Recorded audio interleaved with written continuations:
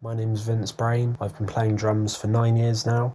In this documentary, I'm going to step into the studio. I will be playing drums in a live studio setup and in a TV studio setting. This documentary will capture some of the different techniques and styles of performing. There is a difference between playing drums in different setups. I will experiment with some surprise covers and also explain some of my own techniques. This documentary will be a really good way to capture what I've been up to at uni recently and the recording and producing process of writing music with my band. I'll also show you around the kit that I use. This is a really exciting project and I've really enjoyed putting it together. I'm really looking forward to sharing the final version.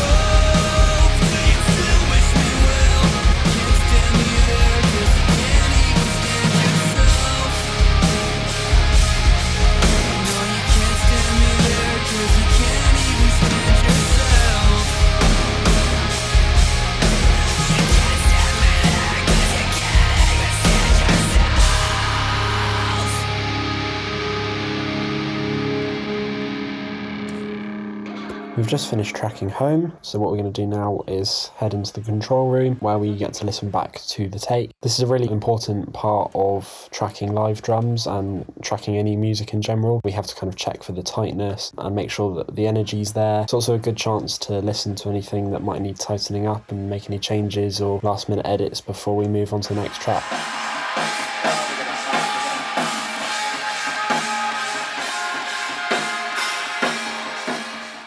So the next song that we're going to track is called Tattoo. This one's got a different feel, so I'm looking forward to laying down the drums, see how it takes shape in the studio.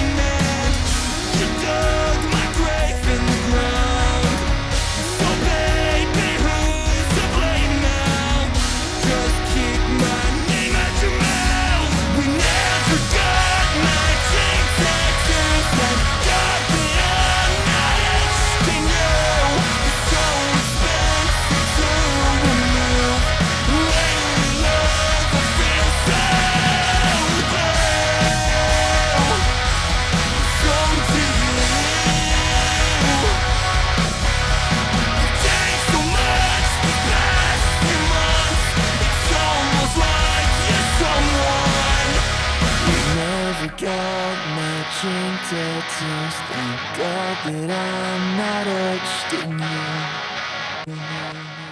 The soul expensive to remove. Lately, love, I feel so to you. It takes so much to pass through months. It's almost like you're someone new.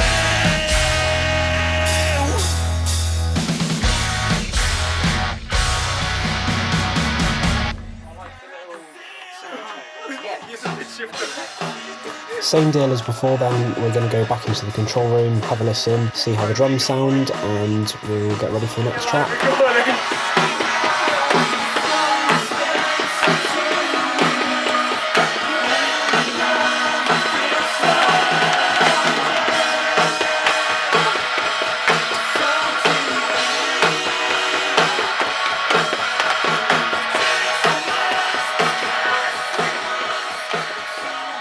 So the next track is called Wake Up.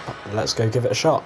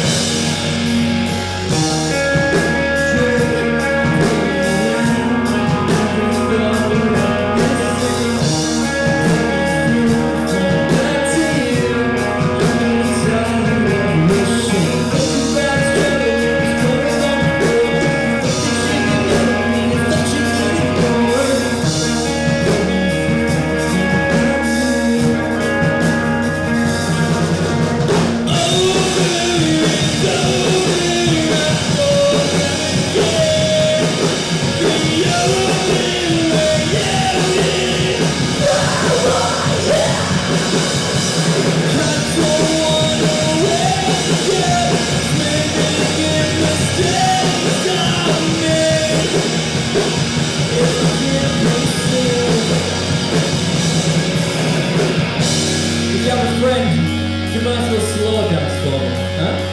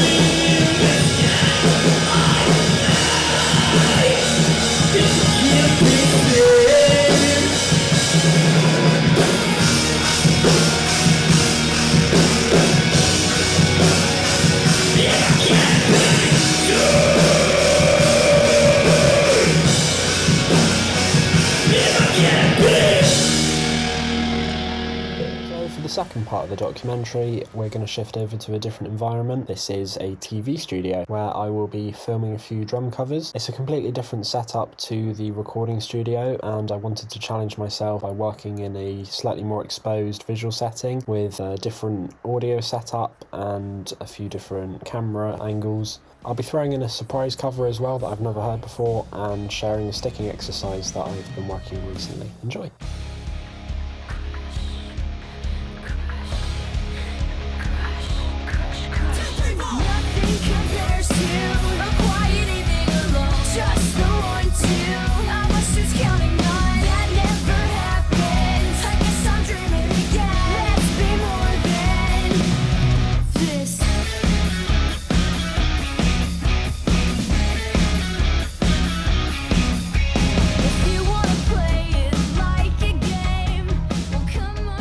In terms of performing, what is throwing distance, would you say, like your proudest achievement? What have you done? Okay, the band got together quite quickly and we released music quite soon afterwards. We were offered a tour by Jack, who's the promoter at the Railway Inn. We played a show in Bristol, and then we played a show in Bournemouth the night after, and then we came back here for the sort of hometown show at the Railway Inn. So we didn't have a massive amount of time to get that together. We then recorded and released an EP, got on the road and played 3 shows back to back, and have already got back in the studio working on the next bit. So it's just, yeah, the ability to have got people together, rehearsed, written music and be out doing gigs in quite a small amount of time, a couple of months, is quite good, I think, and it means that we've built some contacts and friends in the industry and almost a kind of small fan base of people that regularly listen to our music on Spotify. So I think that's as much as we could ask for really to begin with, is just having people here that can give us gig opportunities, come to our shows, buy our merch, that sort of stuff. We sold out all of our merch on that first tour as well. So even making a little bit of money early doors is really nice, and just knowing that there's people out there that enjoy the music, that's kind of why we create it.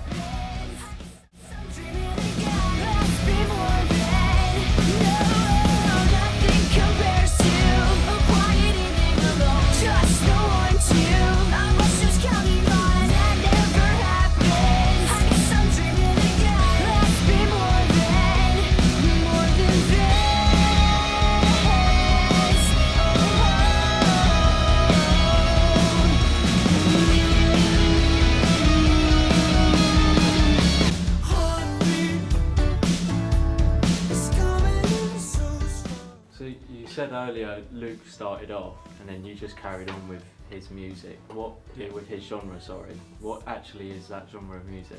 So we settled on post-hardcore. So we started off thinking we were going to go with a kind of emo pop punk thing, but what we're playing is a little bit heavier than that, but it's not kind of leaning into the metal side of things. So basically post-hardcore is the genre, and that is bands like Movements, Arm's Length, that kind of vibe. Yeah, so post-hardcore. Why that genre? Was it just Luke's interest in it? Or Yeah, I mean, we'll have mutual interest. for me it's not really a genre that I'd played much before, and I was quite keen to get into something a bit heavier, but I don't really like metal, so I like pop punk, so it was kind of a extension of that really, I guess. So it works for everybody's interests, and the music that Luke had already released was suitable as a starting point, so yeah, we've just followed it through and settled on that really.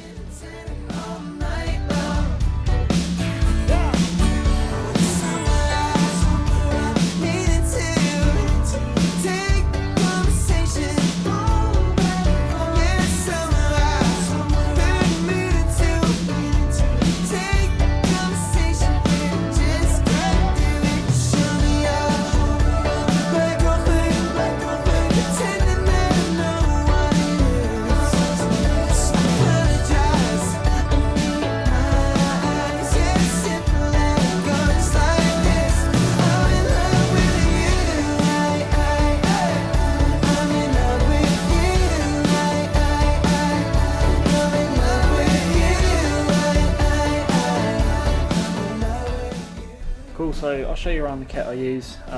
Starting for the cymbals, I recently purchased a set of the Zildjian K Suite cymbals, so we've got the 15-inch hats. I really like these, they're very crispy, you get a really nice sort of punchy, accurate sound, which is great for the sort of 16th note sticking that you might do throughout grooves. So that's the hi-hat. I've got it on a Tama stand.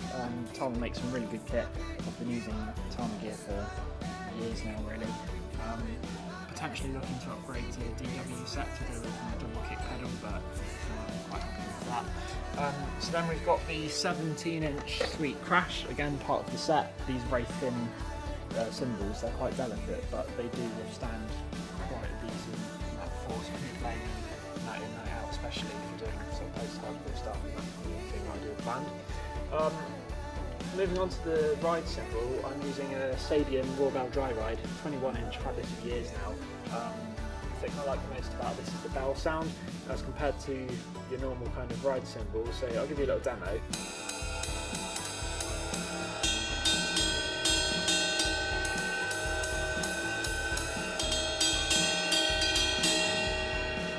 So yeah, it's a great piece of kit. I did get the Zildjian K Suite ride cymbal in the set, but I decided to sell it because I like this one too much for that bell sound. So yeah, that's the Raw Bell Dry Ride by Sabian. We've got a Paiste China over here as well. This is my newest cymbal on the set because I've only just started playing in a genre that kind of uses Chinas. But yeah, this is a great piece of kit as well. It's a bit thicker, to be fair, for a China cymbal. It's only an 18-inch cymbal, but it does deliver on the power, and we'll put in a separate clip of that in action as well. The kit itself is the Tama Star Classic Mirage acrylic kit from their 50th anniversary, and of course I had to get the matching snare drum with it too. It's the first time I've tried using an acrylic drum kit, but I've seen quite a few artists. You've got Eddy from Bastard, he uses an acrylic kit, Andy Gangadine, some other big names as well. So yeah, I started with the acrylic kits to see how I get on. I really like the sound, they're very punchy, they really deliver. On them I've got the Evans G2 drum heads, and they're really great for getting the kind of attacky sound that I like. So yeah, that's the kit. Inside the kick drum, I don't know how well the camera's going to pick it up, but inside the kick drum we've got what's called a kicker. It's a piece of foam. It's got a really useful slot in the top for microphones when you're doing studio recording, and it helps to cancel out some of those frequencies you don't want in your recordings, so it's a great piece of kit as well. And then finally the kick pedal is a DW5000 double kick pedal, and again I've only just recently started using double kicks, but it's a great piece of kit. Double chain on it, it feels nice and controlled, I'm very happy with that, so just been getting to the world of double kick and picking up some patterns and techniques with that. So that's my drum kit in a nutshell. You know it's not the same as it was.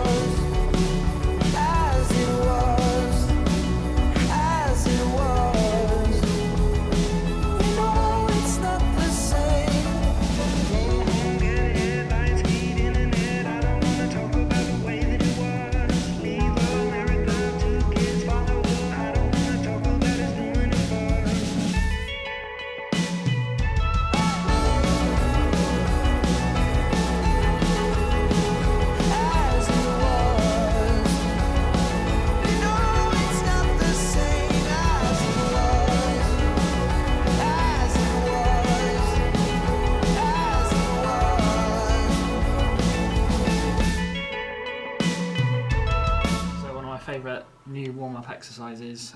It's all about sticking and playing accurate notes of dynamic range and control, basically. So what we're going to do, nice and slowly, is it's alternating the accents on each hand. So you're going 1 and 2 and you're adding 1 each time. 2, 3, 1, 2, 3, 1, 2, 3, 4, and you go all the way up to 5 on each stick and then back down.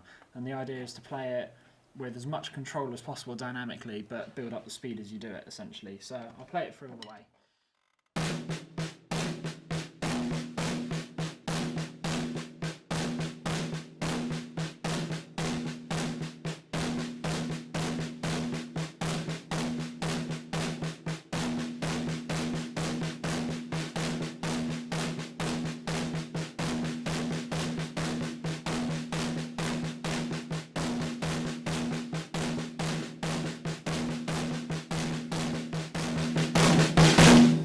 Basically it.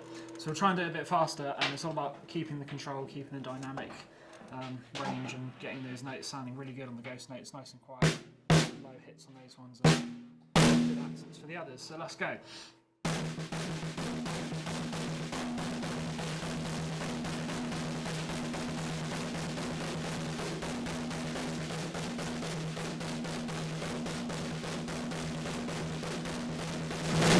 That's basically it.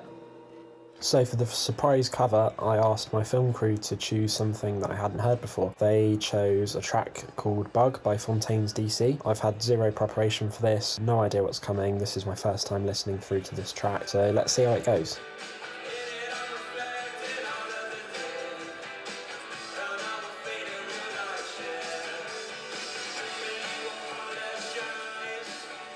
When I'm listening to a song for the first time that I need to track drums for, there are several things that I'm listening out for that are of note. One of the things that I'm listening for is the structure, as well as dynamic shifts, any particularly important rhythmic patterns. I'm trying to map out where the drops are, where the changes are, and how I can essentially build my own drum part that supports what the rest of the song's doing, even without knowing what's coming next. This is a very important skill to have in a recording setting. Sometimes you may be asked to play drums for a song that you've never heard before, or you only have limited time to prepare, and so being able to go into the studio, listen through to a track once and then play it is a very important skill. So I thought this would be a really great time to demonstrate my ability to do this.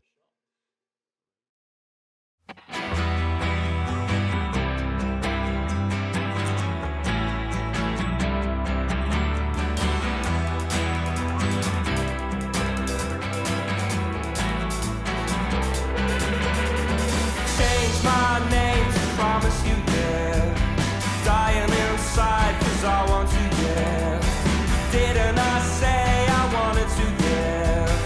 Honey, I've changed.